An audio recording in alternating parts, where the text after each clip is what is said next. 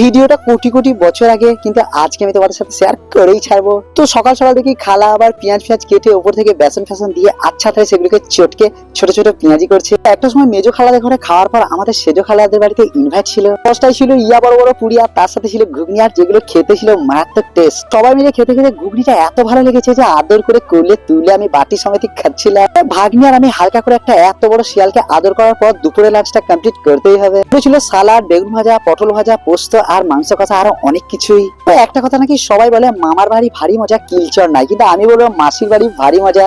সেখানে শুধুই আছে খাবার দাবার আনন্দ। ভাইরা, ভাগ্নিরা, মাসিরা, মারা সবাই মিলে যখন খাবারগুলো খাচ্ছিলাম না, খাবারটার মধ্যে একটা আলাদাই তৃপ্তি পাচ্ছিলাম। খাবারগুলো যখন আমরা খাচ্ছিলাম আমার সেজো মাসি এত হাসছিল না, আর এই হাসিটা চিরকাল যেন মাসির মধ্যে বেঁচে থাক।